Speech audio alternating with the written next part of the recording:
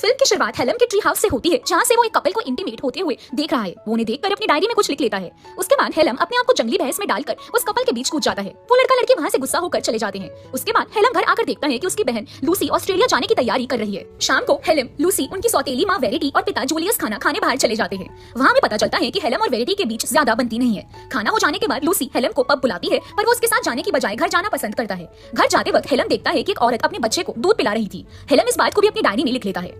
अगली सुबह लूसी जाने के लिए निकलती है। हेलम चोरी छुपे लूसी को देख रहा होता है। लूसी उसे काफी ढूंढने की कोशिश करती है, पर हेलम सामने नहीं आता। उसके बाद लूसी ऑस्ट्रेलिया निकल जाती है। हेलम फिर से अपनी ट्री हाउस आता है और पिन से ताला खोलने की प्रैक्टिस करने लगता है। थोड़ी देर बाद वेरिटी उसे लंच के लिए बुलाती है। हेलम अपने चेहरे पर रंग लगाकर खाना खाने आ जाता है। ये सब बातें उसके परिवार के लिए नहीं थी। वेरिटी और जूलियस उसे लंदन भेजना चाहते हैं, क्योंकि हेलम की उम्र का यहाँ पर अब कोई नहीं है। वो दोनों से समझाते हैं कि अगर वो लंदन जाएगा तो नए दोस्त भी बना सकता है, पर हेलम मना कर देता है। लंच के बाद हेलम फिर से जंगल में जाता है, जहाँ नदी में उसे एक नाव मिलती है। इसी नाव में उसकी माँ की मौत हुई होती है। नाव के बारे में बताने हेलम अपने पिता के पास जाता है, तो वहाँ पर जूलियस वेरिटी को समझा रहा होता है कि समय के साथ हेलम उसे अपना लेगा।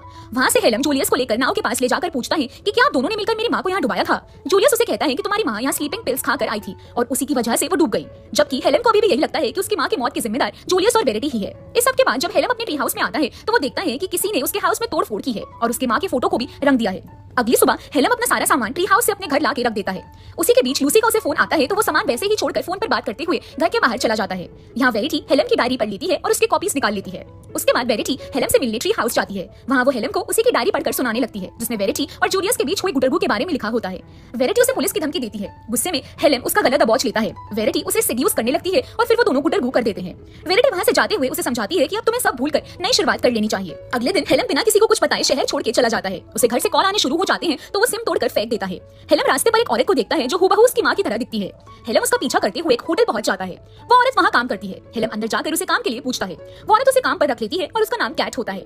हेलम को किचन में डिश साफ करने का काम दिया जाता है। वहाँ उसे एक बूढ़ा आदमी मिलता है जिसका नाम रेमंड होता है, जिसके साथ काफी सख्ती से पेश आता है। काम से छूटने के बाद हेलम फिर से कैट का पीछा करता है और उसके घर पहुंच जाता है और खिड़की से अंदर कैट को देखने लगता है। अगले दिन हेलम उठ के काम पर निकल जाता है, जहाँ उसके रेमंड के साथ अब काफी अच्छी बनती है। काम के बाद फिर से वो कैट का पीछा करता है। हेलम देखता है कि कैट जूडो क्लास में बिजी है, तो वो कैट के घर चला जाता है। हेलम देखता है कि कैट की खिड़की से होटल का क्लॉक टावर साफ दिखाई दे रहा है। इतने में कैट घर आती है और हेलम खिड़की से बाहर चला जाता है। अगले दिन फिर से हेलम उठ के काम पर चला जाता है। ब्रेक में वो होटल के क्लॉक टावर में आता है और देखता है कि यहाँ से भी कैट की खिड़की साफ दिखाई दे रही है। उसके बाद उस टावर को ही वो अपना घर बना लेता है और दिन रात दूरबीन से कैट की जासूसी करने लगता है।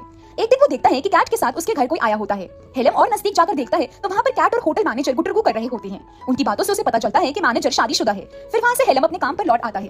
एक दिन मैनेजर हेलम को क्लॉक टावर से पकड़ लेता है, तो हेलम उसे बताता है कि उसके और कैट के बारे में उसे सब पता है। मैनेजर हेलम को काम से निकाल देता है, पर मैनेजर घर आकर देखता है कि हेलम वहीं पर उसके बीवी बच्चे के साथ होता है और डर कर वो फिर से हेलम को काम पर रख लेता है। हेलम फिर से काम ज्वाइन कर लेता है और कुछ ही दिनों में उसकी प्रमोशन होकर उसे रूम सर्विस डिपार्टमेंट में भेज देते हैं। एक रात जब हेलम कैट के घर की खिड़की से उसे देख रहा होता है, मैनेजर क्लॉक टावर से उसे देख लेता है और वो कैट के घर चला जाता है।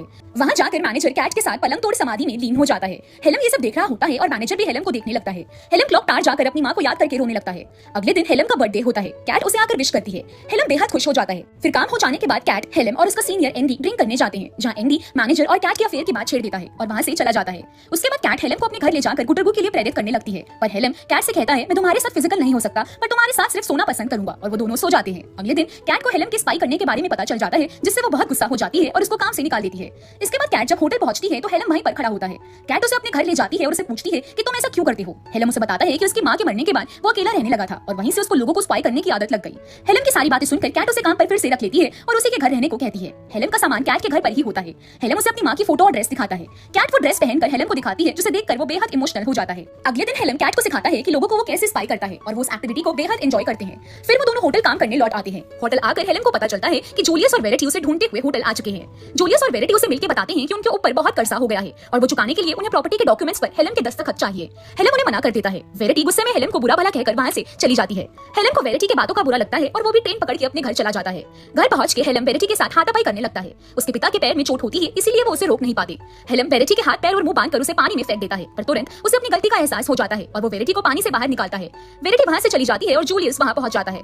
जूलियस उसे बताता है कि दरअसल जूलियस और उसकी माँ के बीच झगड़े बढ़ने लगे थे और इसी कारण हेलम की माँ ने आत्महत्या कर ली थी। सारी बात सुनने के बाद हेलम वेरिटी को माफ करके सारी बातें भूल जाता है। सब कुछ हो जाने के बाद हेलम कैट से मिलने उसके घर जाता है। कैट भी उसे देखकर काफी खुश होती है, पर अब तक कैट किसी और के साथ रिलेशनशिप में आ चुकी होती है। हेलम को इस बात का बुरा नहीं लगता और वो कैट से कहता है कि 5 साल बाद वो फिर आकर उसे प्रपोज करेगा। कैट उसे कहती है कि वो इंतजार करेगी। फिर हेलम वहाँ से चला जाता है और फिल्म यहीं खत्म होती है।